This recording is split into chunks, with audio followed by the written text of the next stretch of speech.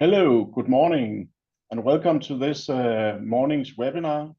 I am Lars Kannemorf, and I am Sales Director in NTI. We have some rules here. Peter, if you can show the PowerPoint.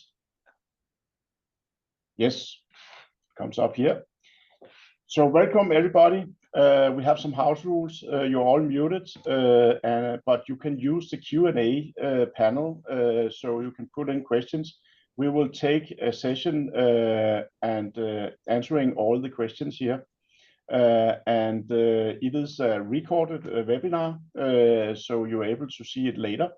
We hope you will fill out the survey after the webinar. What we do in NTI is actually all about design. So we are into every aspect of design inside building design, inside industry, production, consumer goods, a lot of things which needs design. We also take care of all the data behind it. So we are a full service provider where we actually offering the solutions, and we also have the people and the capacity to support you with a lot of consultants, which is with industry-specific knowledge all over in our countries where we are present. It's really fantastic journey to see NTI coming from a company in 1945, established on making drawing boards, into being among the top 5 solution provider, also called Autodesk Platinum Partner in the world, is fantastic to see. We are right now in 13 countries and act like one team. We are approaching nearly 1,000 employees. Very exciting for me to see. When I started 28 years ago, we were 20 employees in Denmark. So it's really humble to say and see this big explanation of NTI across a lot of countries. We have customers coming from very small customers to big enterprise customers. So we serve every kind of customers, and we have different kind of models to support due to services, prices, and engagement. So we are into every aspect. No customer is too small for us. We also have our products into all 13 countries. And we actually support 6 local languages globally. So we have translated everything so it can be used in your local language. Why NTI and why NTI for Revit? I think it's all about that we in the building industry is struggling with time, quality, and sustainability in building projects. These issues are closely connected to the eye in the BIM. So NTI for Revit gives you a competitive advantages due to ability to change data in the BIM models, because we see that your customer is doing a lot of change requests. That means they are asking for stop and go and changes all the time. Also, we see a lot of cross-disciplines challenge and differences. The more we are into having digital buildings, we have much more disciplines, so it is getting more and more complex. Also, we see that the delivery of documentation used in the construction execution phase is so important to have ready and prepared in the right standard from the start. So this is about increasing productivity in your projects. It is about reducing errors to find them before you build the buildings and prevent rework. It is also that you are able to deliver the documentation in the right compliance and constancy. So all about maximizing project optimization. So that is what we do in NTI for Revit for you. Yes, then I will introduce my colleague, Peter. So welcome, Peter. Thank you, Lars. And I will take over from here. So today, of course, we're going to talk about NTI for Revit from 3D to BIM. And I will just shortly here present myself. I'm Peter Tranberg. I'm educated carpenter, sorry, and a Bachelor of Architectural Technology and Construction Management. So that's an education where you sit in between the architect and the engineer and helps make solutions for the construction and design. I'm the product owner of NTI for Revit, and I have been here at NTI since 2006 as a consultant and BIM specialist. So what we're going to talk about today is giving you an introduction of or to NTI for Revit. So NTI for Revit is a large chunk of functionalities, but we are going to briefly talk about what it is, and we are going to talk about a few of the common features that are included in the package. Following up on what Lars just explained, we are talking a lot about data-driven possibilities, and we are going to talk about some element selections and Q&A for BIM models and managing data and sharing data with non-Revit users to collaborate in a better way. And then we are going to talk at the end of the webinar about publishing and task workflows. Task workflows is something that we have introduced to make it more easy to make sure that everything is consistent when we publish, for instance, or when we export something out. And then we're going to have a session at the end for questions. So again, like Lars said, please use the Q&A panel to note your questions, and Lars will follow up on those, and I will do my best to answer your questions. So the vision for NTI for Revit is to provide features that makes the use of Revit more efficient. We know that there can be processes in Revit that are hard to perform. So we see that with our customers and what we get from feedback from our customers, where we can help make the workflows a little bit more efficient. So this is done through automation and work processes, and by supporting some of the current industry standards. And we are going to take a look at that in the coming webinar here. So the customers that we support are more or less the complete workforce in design. So the architect, structural and MEP engineers. The contractor can also benefit from some of our tools. And lastly, the building owner can actually also get some work done easier with the NTI for Revit. The BIM processes that we chip into is setting up the project in the right way from the beginning. We also have some modeling adds to help modeling the architectural model, for instance. Then we have a lot of exchange functionality, or collaborating functionality, Q&A, making sure that everything is consistent and correct before documenting things. So making sheets and views in the right way. And lastly, the publishing process also is a high priority for us to help making it easy to publish and making sure that you publish in the right way with the right naming conventions and the placing of files, metadata, and so on, which we are going to touch a little bit on today as well. And then again, there's BIM management tools that can help the BIM managers align the project correctly, or even do a model cleanup in an easy way, updating files and so on. So the BIM manager also has something here in the toolbox to make the everyday work easier. So the interesting thing here is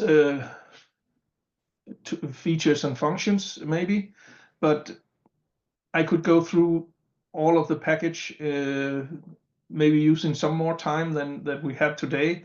But I just want to explain the range of tools that we have, and the strategic tools that we bring in are common helpers, so smaller tools that can help in the daily work. Then we have some automation tools that can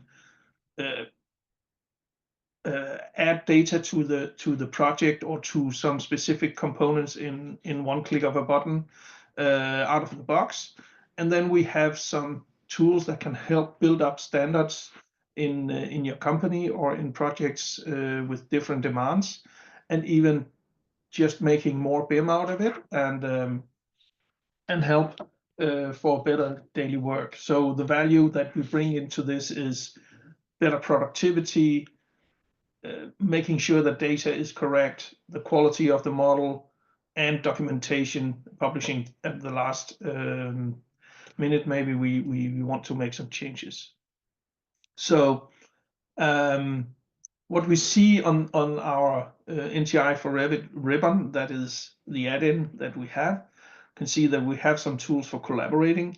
We have added a shortcut for the IFC exporter, but publishing, making work with Excel, that is something that we're going to touch on today, BCF collaboration, but also for views and sheets, we have a lot of different functionalities that can help duplicate views, making views and sheets by room spaces, scope boxes, and areas, managing revisions in an easier way than the manual way with Revit, and also some tools that can help managing your sheets. And then this area here with parameters is very important for us to make it easier to identify objects, adding value to different parameters, combining them. We are also going to touch on this today.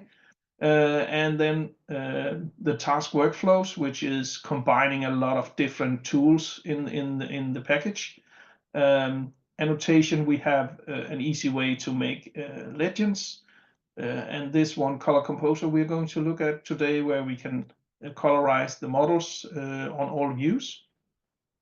And the manager can use some management tools down here. We have some find and select. We're also going to look at that today. And then we have the discipline features for architecture, structure, and MAP, which can be a very big help to enrich the model with good data. Then over here we have some resources. You can get some help and feedback here. You can use the function browser. I'm going to show you that later. So a large package, quantity is not always a good thing, but we still get wishes from our customers. So yeah, it's a large package, but take it step by step, and I think you will be able to gain your game in your projects. So talking about that, some of the functions that we are going to talk about here today chips into the thing that I talked about, the value gaining things, productivity, data quality, and documentation. So we are going to look at 5 of our tools. Some of them are tool sets. So we are going to look at Find and Select, which is a daily tool that everybody can use several times if needed. And the color composer, where we can colorize the model components in the Revit views. And then we have a huge set of tools for Excel, exchanging and making output and taking something in with the help of Excel. And parameter copy, where we are working with with our data in a smart way. And then lastly, the publish functions, we're also going to touch on those at the end of the webinar. So first we have a poll where we're actually going to interact a little bit with you guys. So we want to ask you how often you spend time in your daily work searching for specific elements in your Revit model. The purpose of that could be that you want to isolate an element or edit the context, or even that you want to change parameter values or switch the type. So please let us know what you think about that question.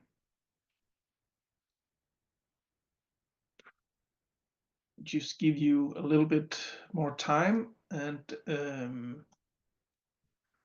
hopefully something is going to come in here.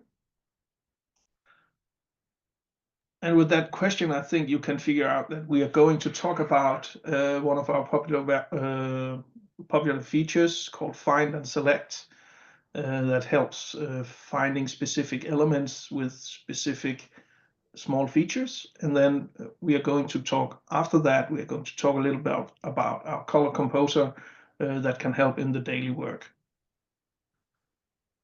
Okay, so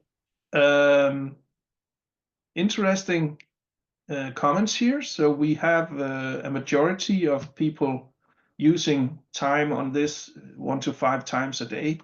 And then it goes to 5 to 10 times a day, half of the first one, and then a little bit less using it more 10 times a day. A few of you never searches your model, so just to be honest, I think it might be people who maybe not are using Revit. I don't know, but okay, let's move on.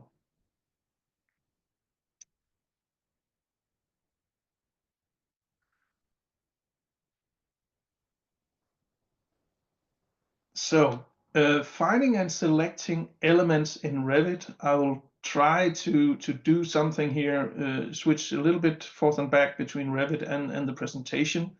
So first, I'm going to show a little bit about how you can do it with Revit alone. Of course, you can go and make a schedule. That could be, we could make a schedule of maybe of walls here,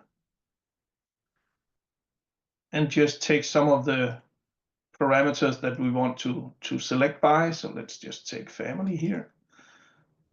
So with that, we can actually go in and find something here manually, select it, and then it will highlight in the model. So that's one of the possibilities that we can use with Revit, but it takes a lot of clicks to achieve a selection. Then of course we can make a crossing or window selection and then use the selection filter. And then we can go and say, well, I actually just want to select the ceilings in this case. And then I can go and say, well, I want to isolate that element to my model because I have to change something here. So that's also a possibility with Revit to find elements in the model. Lastly, I could also do maybe like this. This is often used. We see that we can use the select all instances visible in view. And then we can go and say isolate or hide or what we have to achieve in this case. But think about what if you could individually go in and say which families and family types do I want to select or even isolate in the model, and maybe some of the parameters that you have in the model are the things that you are going to select by. So in this case, I have selected all the basic walls, but I want to find only walls with the function of exterior and only walls that are greater than 104 square meters. So that's an option for me to put into the find and select. We can use zoom into selection and the isolate selection that we can then in a few clicks get a view that we are aiming for. So let's try to do something here. So first of all, I have opened the function browser here. This one is the function browser. This gives me an easy access to different tools. So that's, for instance, the find and select. But the find and select can also be its own dockable window. But I think it's easier to have it here. So I have made a few search sets up front, but let's just start by clearing this search set here. And I'll just make an example where we want to find all compound ceilings. So I apply here, and then I can see that I found 36 elements in the model. This can be used both in 3D models and in 3D views and 2D views. So going further, maybe I want to select some of the smaller ceilings. So I could go in here and say, I want to look at the area, and then I can have an operator put on, like equals, does not equal, less than, greater than, has a value, has no value. That's not relevant for the area, but I could also say one off and then select more specific areas, but let's just have a less than, and then I can see the different values here and say I want less than 15 square meters, and then maybe I want to isolate and see these ceilings. Sorry, I have something here.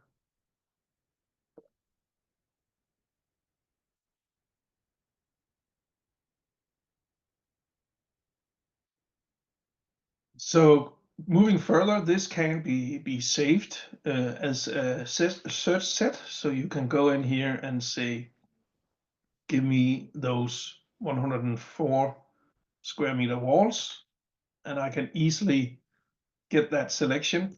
Or the other one here, give me all the interior walls in the building. So a very scalable and flexible tool to use with that.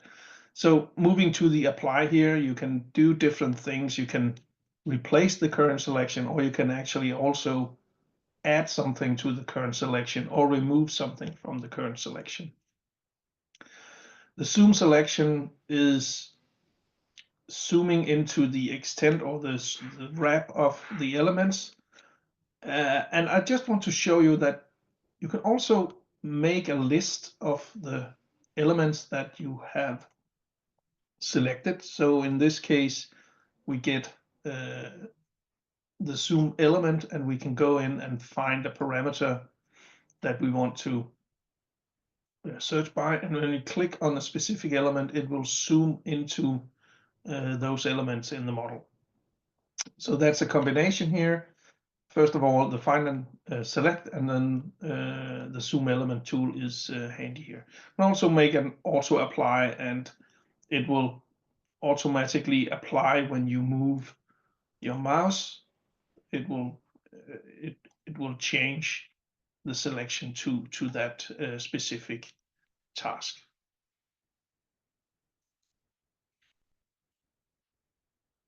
Okay, let's go back here. Yeah. So let's move on.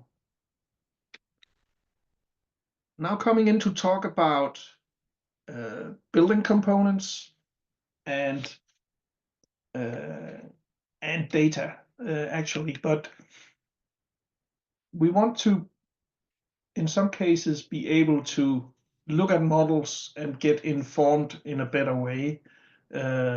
Like I can look at walls, but maybe I cannot see the function or the base constraint directly in the model. The model looks fine, but maybe some of the types that I have selected or put into the model are wrong, and then I want to be able to look at this at a better way. Also, in some cases, I just want to tell a story to my stakeholders, and then colors can be a very good thing to use here.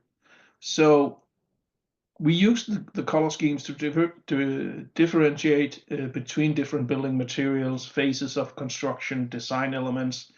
So it will help with both quality check and presenting the model for clients.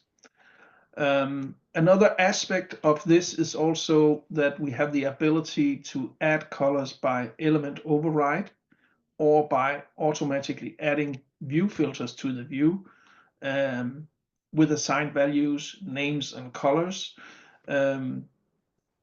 Maybe some of you have been making view filters, so you know that first you have to assign the criteria, then you have to add a view filter to a view, decide on different colors, and you have to do that by every value. So this in NTI for Revit and the color composer, we can do this very easy. So let's have a look at the model again. I will just find my view. I'll find my view here called coloring. So in this case, I have isolated my interior walls, but I also want to find the function of the wall and the base constraint to be able to see in the model what is going on. So the color scheme here can be found on the ribbon, but you can also use the function browser to go into this menu here and say, I want to find something with colors, and then the color composer comes up and the color legends and the color schemes. So what we are going to talk here about is the color scheme in the first series here. I've made this ready. So we have the color scheme called wall base. Let's see here. We have to make a change here, so we can go in and say wall base constraint. And actually also a T was needed in the end here. Over here we can search for different categories, and in this case I just want to hide the unchecked, and we can see that we have chosen the walls. We can combine this with different categories of elements, but be sure that mixing the values that we want to color by has to be existing in the different categories that we select. So you have to use some common sense to make it logical to color by a parameter. The parameter, of course, has to be in that category. So over here we have chosen the function and the base constraint, but we could actually add a lot of other parameters as well. So that would be combined into colors. So here we have the exterior level, the exterior function and the different levels, the interior functions and the different levels, and we have core shaft. And in this case, the function core shaft only have walls based on level 0. So let's just try and apply the color and have a look at that. I'll just bring this down here. So now we can see that in over here we have actually a core shaft, but only one of the walls are correct. So in this case, I could go out and say, well, I want this one that's called partition shaft block 2. What's that called? So maybe that's the wrong one. Let's just take all walls here and say, well, we want those to be, I believe that was partition middles dot. I have to check this one again. So that's the one called block 2. Let's just select them again.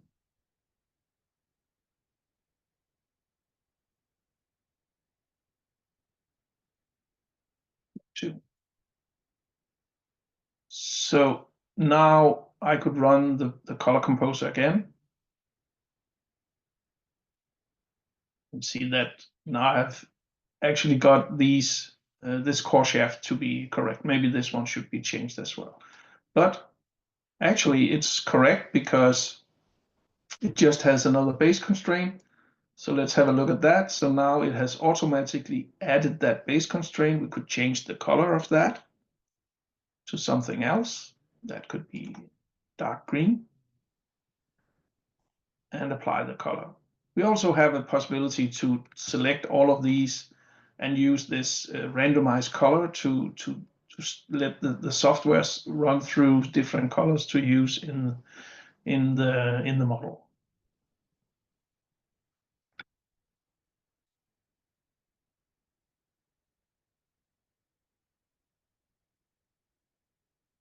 Okay, so using all these colors, of course, are for the eye natural to look at, but what does the colors actually mean?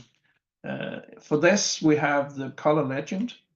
We can say we want to put in a color legend, the wall-based constraint.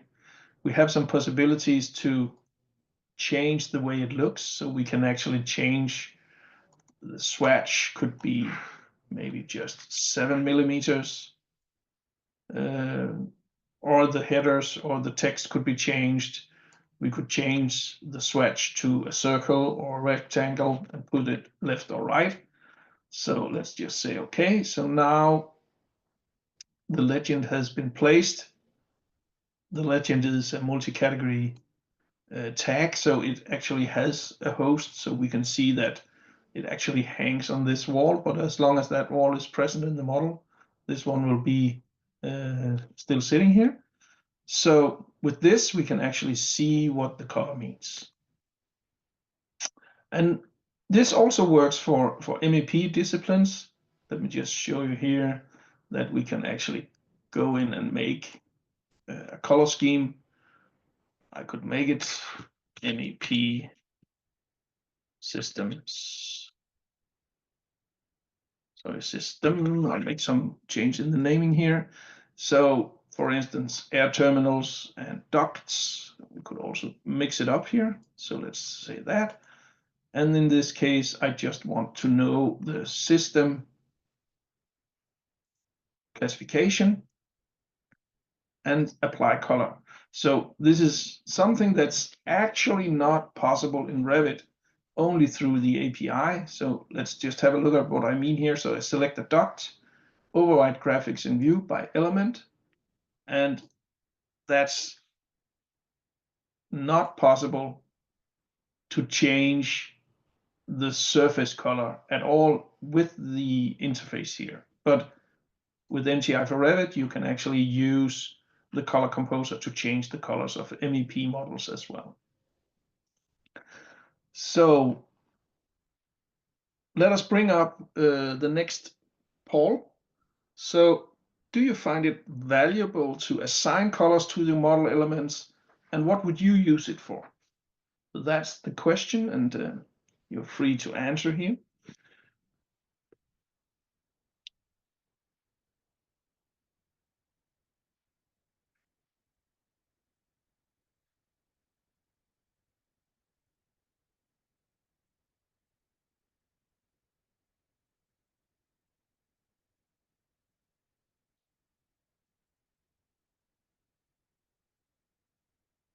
Meanwhile, we could just talk maybe a little bit about the override projection and cut lines, because in the initial way of the tool works, it's only coloring the surface and the cut patterns.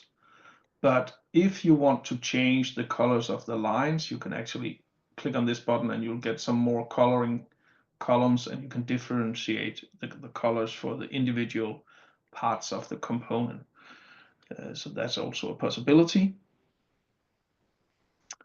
Okay, so yes, 73% of you would use this for quality and model checking, 20% for documentation, and 6% for storytelling. So thank you for your answers, and let's continue. Okay. So we would actually also ask you a question about data in Revit projects. So we will have one more poll here. So how often do you handle data in Revit projects? Or how do you handle data in projects? Do you work with the Revit schedules? Are you editing with DB-Link, the Revit add-in from Autodesk? Do you actually use NTI for Revit and Excel, or do you have another Excel add-in today?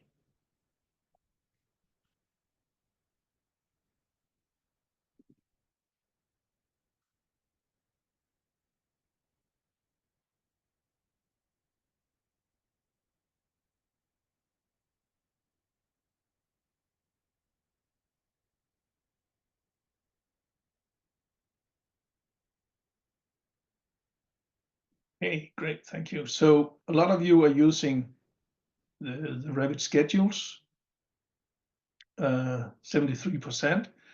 Nobody is using DB-Link, wondering why.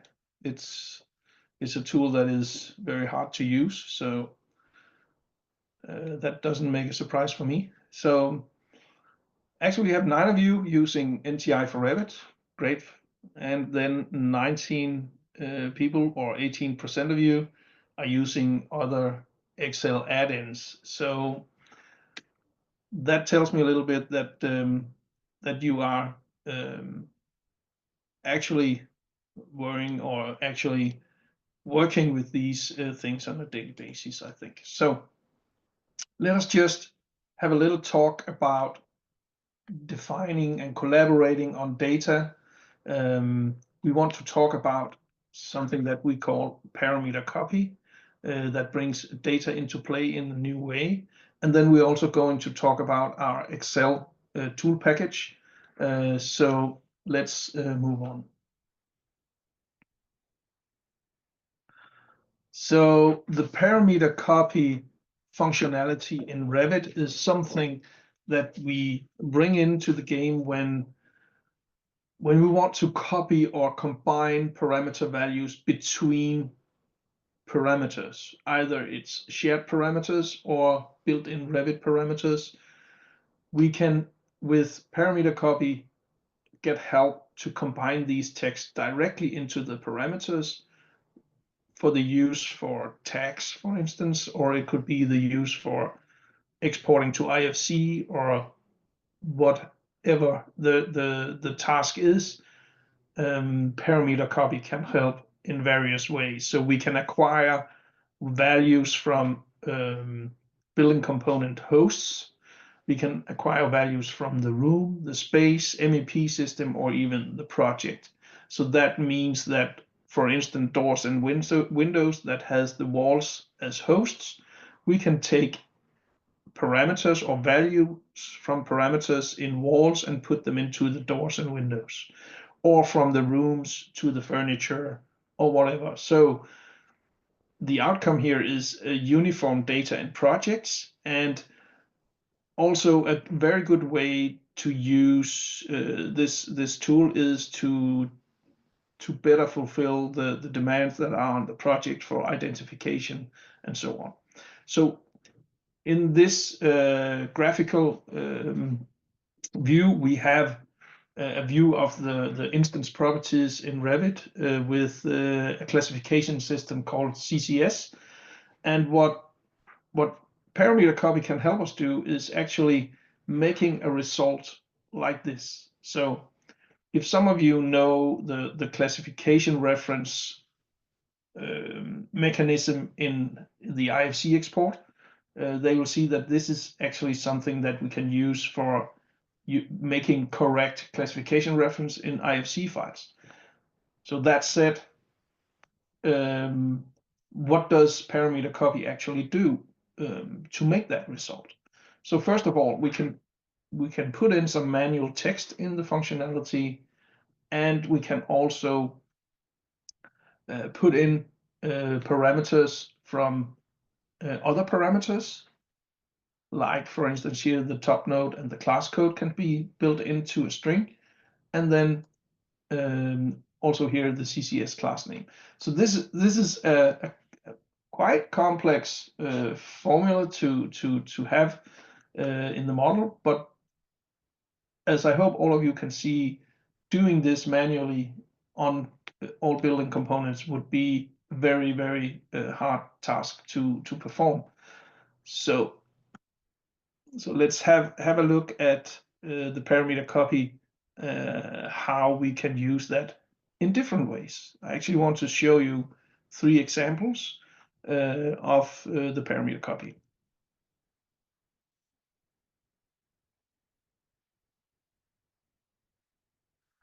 Okay, let's go into this one, and I just want to, in this in session, I want to disable this one and just show you the doors in the model that we have here.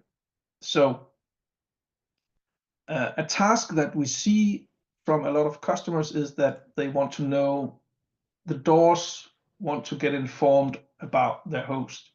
So we have made a default task in the parameter copy functionality that's named door window host ID and the door window host type name.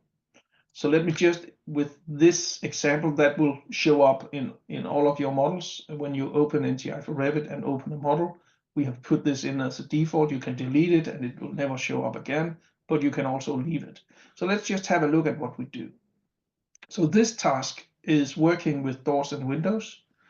We have not added any filter rules because we want to work on all doors. We have added a shared parameter here called NTI host ID. This will be the parameter where we are going to write to.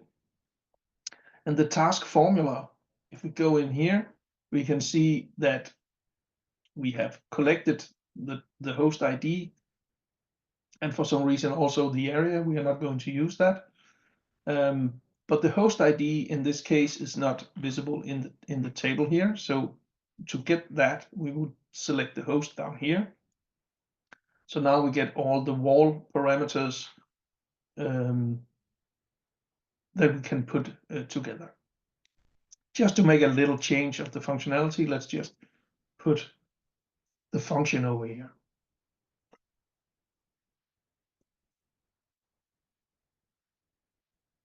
Down here we can then put an underscore and the function, just to make it a little bit different. So here we have combined 2 parameters with some manual text, the hashtag and the underscore.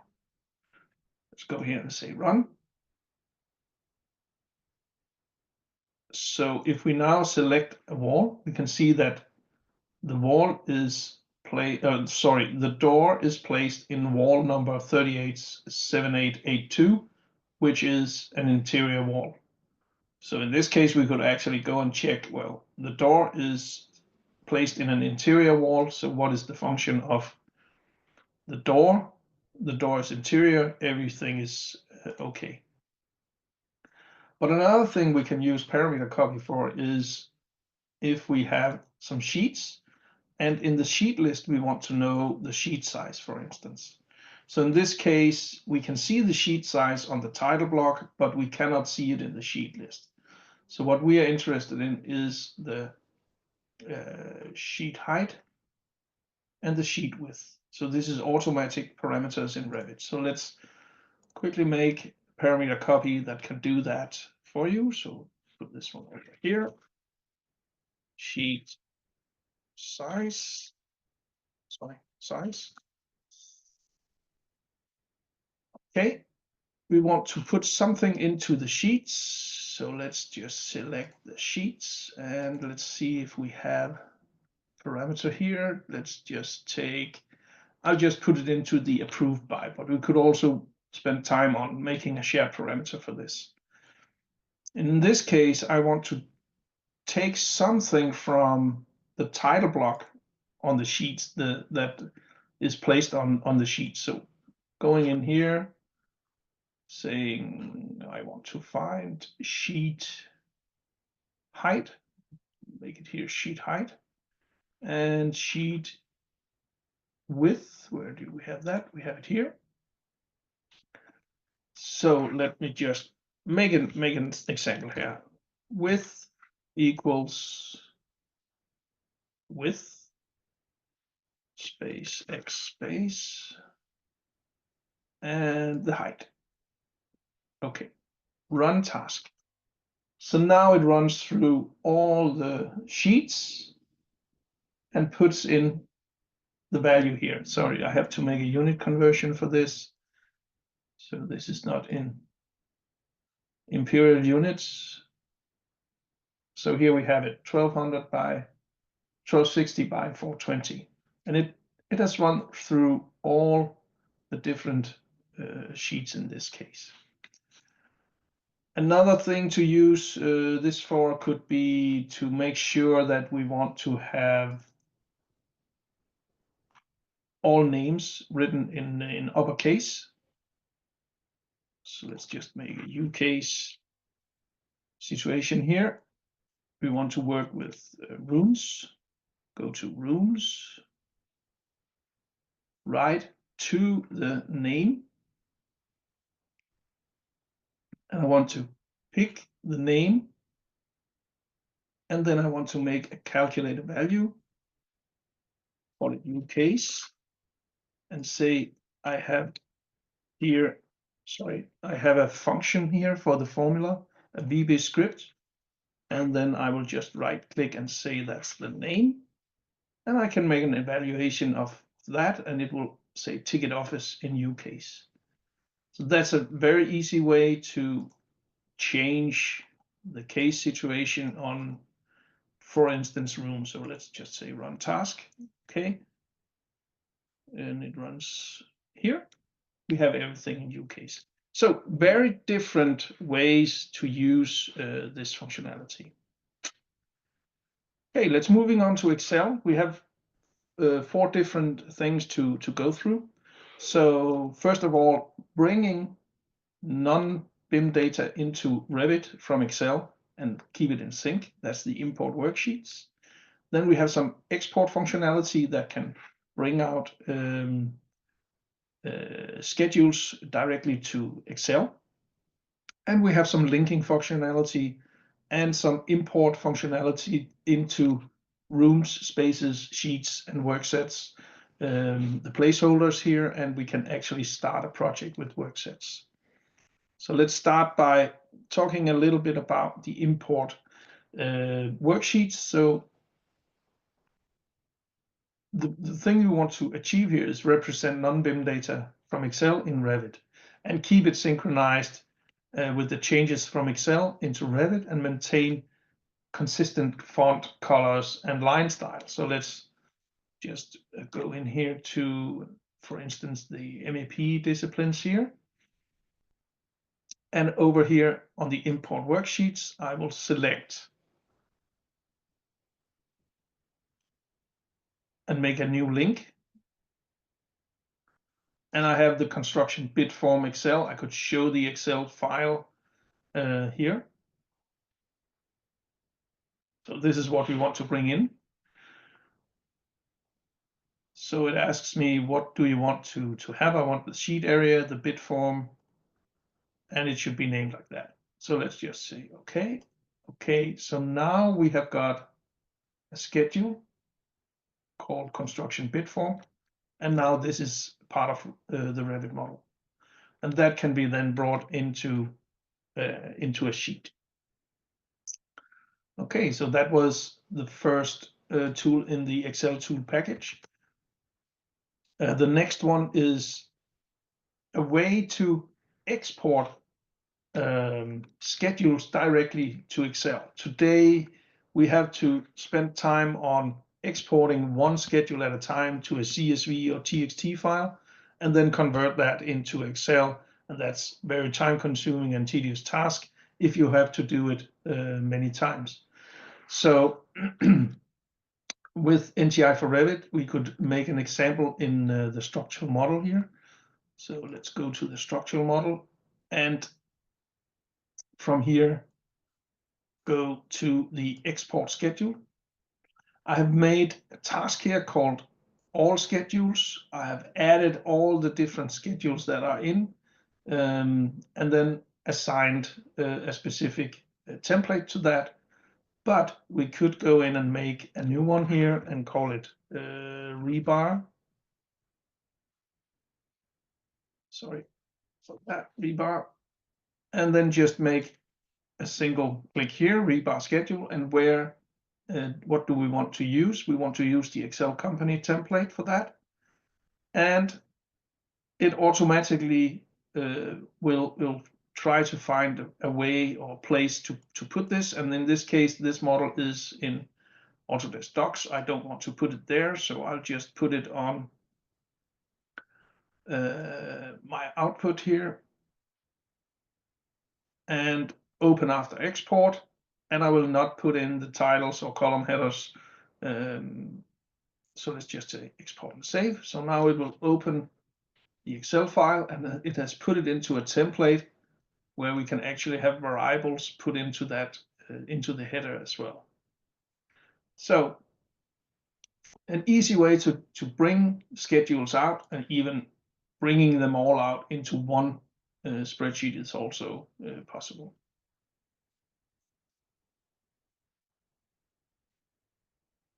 So the next part of Excel is a way to create links to Excel and create files that links back to Revit.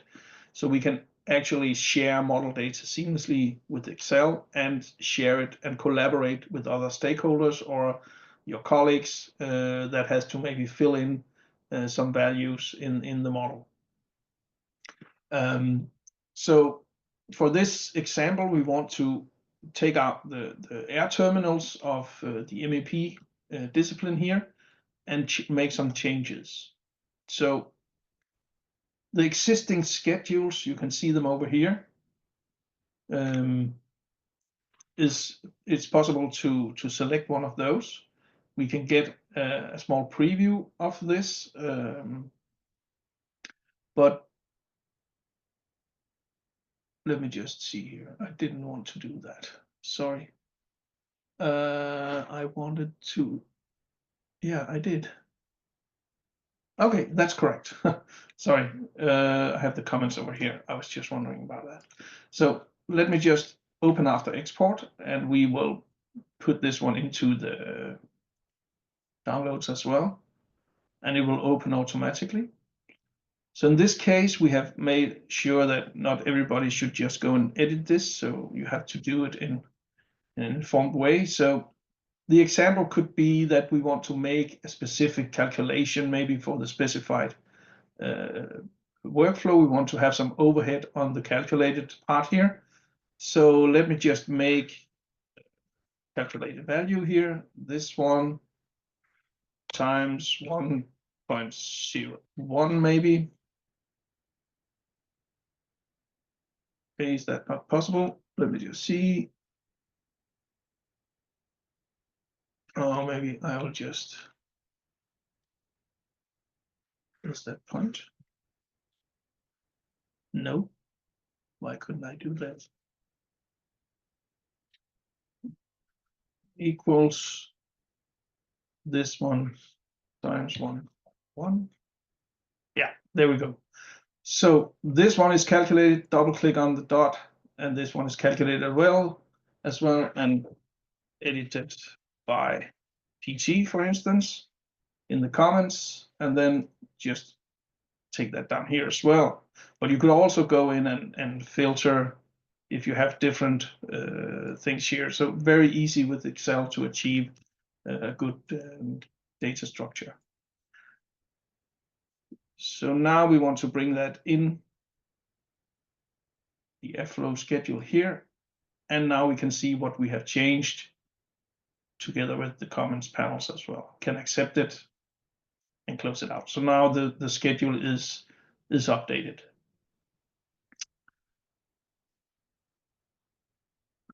Okay, moving on. So here we have the workflow. Let me just go here. So we take the schedule, bring it out of Revit with NTI for Revit, edit it in Excel, and then bring it back. Sorry. then bring it back to the schedule. So the last thing in the tool package of Excel is bringing in placeholders like rooms, spaces, and sheets. But a new thing that we have added to the functionality is actually start work sharing projects in a standardized way with standard work sets. So this one would be 29 different work sets. That would be 30 or 50 clicks, maybe 60 clicks to achieve this with the manual way. And with NTI for Revit, we can actually go in here and just say, I want to import my work sets. I have to, sorry, I made another folder for that. So here and here, here, and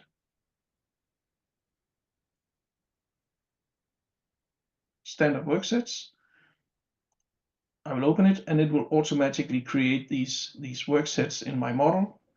I accept, close, and I can go in and see that with these few clicks, I have created all of these work sets in the model. So very, very great thing to work with. But that could, as I said, also be room spaces and sheets placeholders that we were working with. So the last thing that we are going to talk about is the publishing of various file formats. An important thing to address here is that we can publish derived formats like PDF and CAD formats, IFC, and we can make sure that we get a uniform naming standard.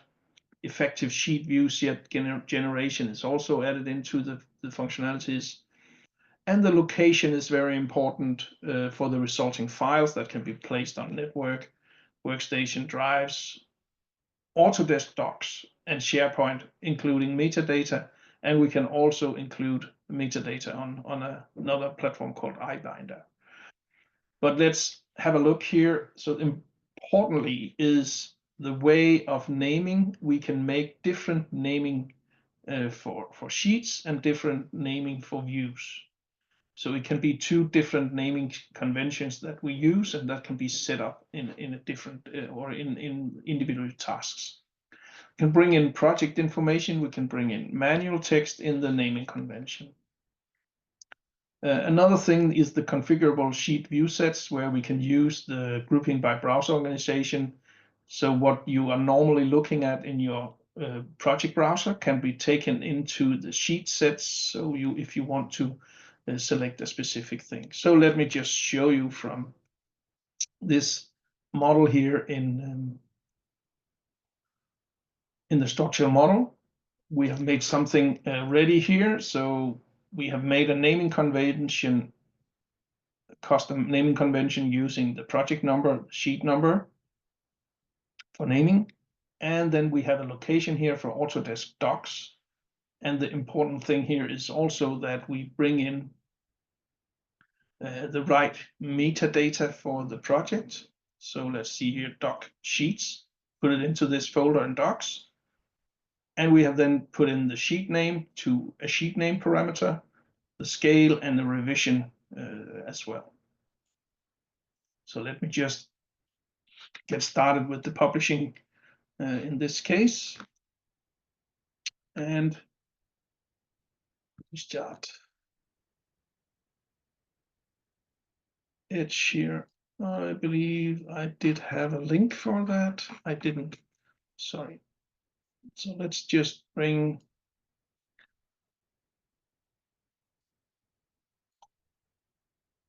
Excel up here. Sorry.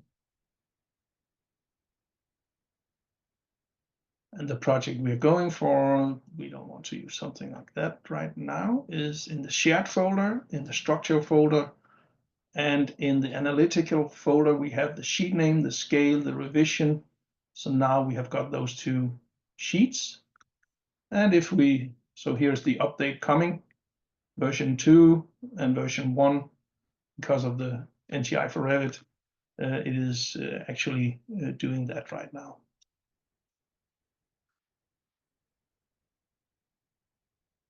So here we have it. The file location could also be on your network drive, but Docs and also SharePoint share the mapping data. You can have more mapping data sets.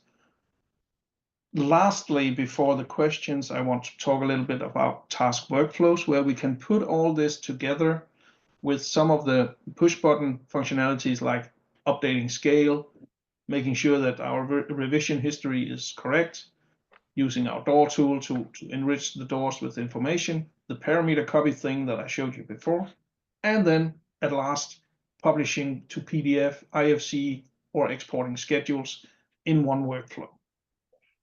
So that's very important to stress here that this task workflow makes sure that you have correct data when you publish your sheets, and your documentation will be correct at the end. I think there's some question, Peter. Yes. And maybe during the questions, you could put up the slide, next slide again, so people can see the Sustainability Summit coming 25th of March. So it's also an online session, and it is a global session. And we really hope you will look into this. It is on our website. So please look into that very exciting topic here, which is on everybody's mind.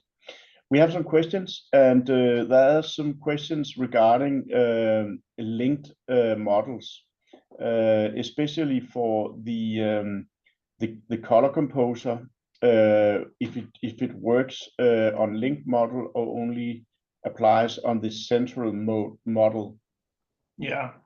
So of course it works on the host model, but unfortunately the API does not allow us, as we see it right now, to search through different parameters in the directly in link files. So you have to make the color composer work in the linked file and then bring that into the host file and changes in the visibility graphic overrides to make that work. Super. Then there's a question for Martin Olafsson, which asks for where's the NTI function browser? Yeah, the NTI function browser is located on the resources over here. So here you can turn that on. I'm happy about that question because I really want to stress you to use the function browser, because it's really great to be able to say, well, I work with walls, but what can I actually use NTI for Revit for talking about walls? Yeah. Then there's also a question about where can you find the function for formulas in parameter copy?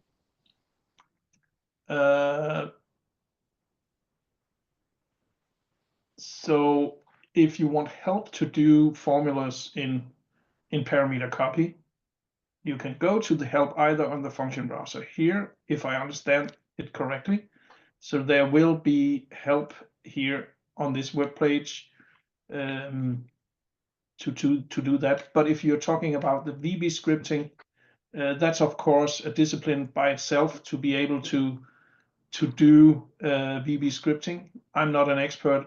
We have added some of the most common VB scripts, but we haven't added any direct documentation for that.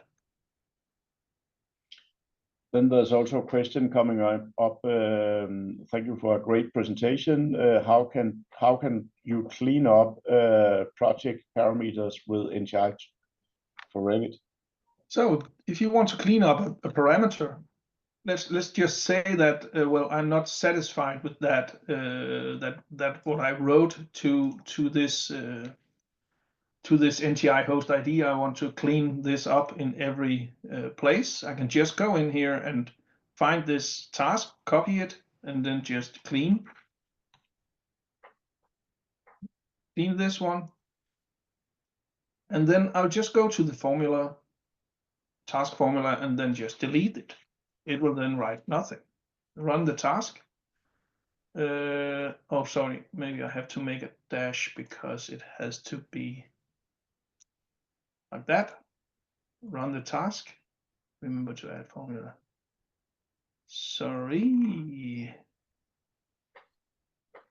I just have a look if it did do it for me.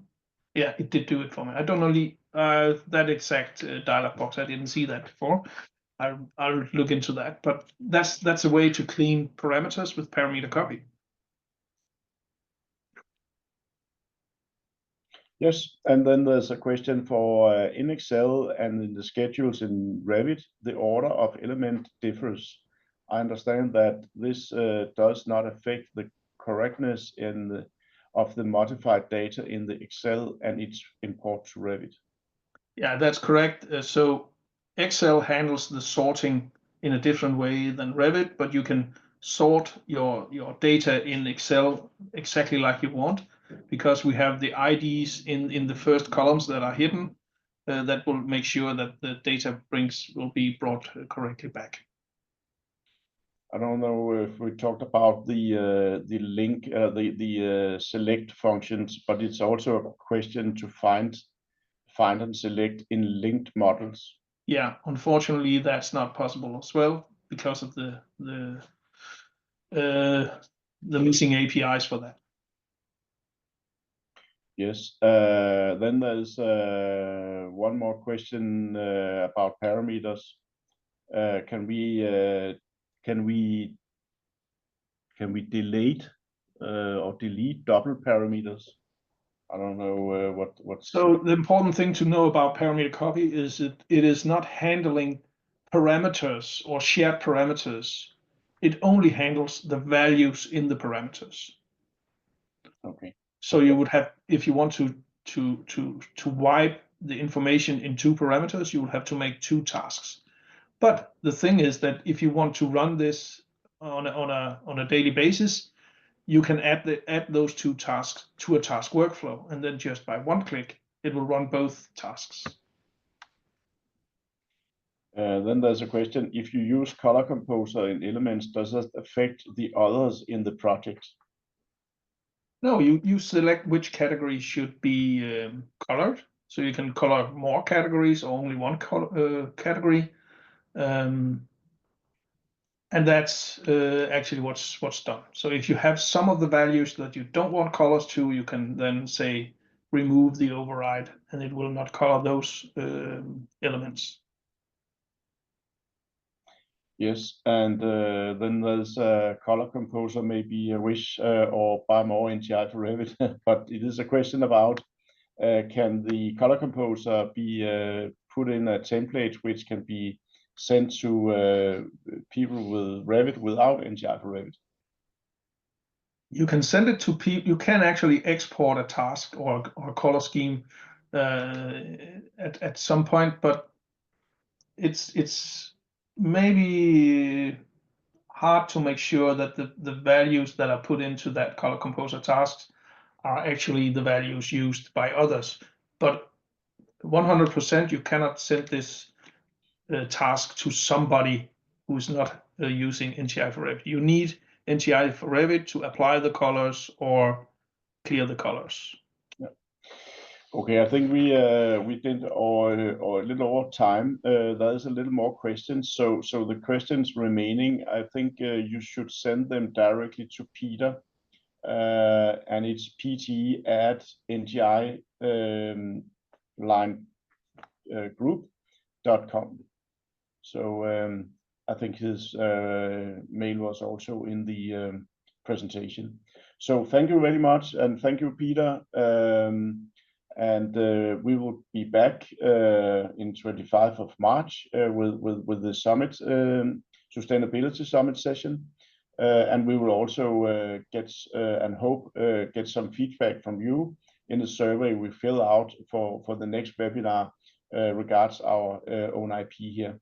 So thank you very much for your participation and have a splendid day.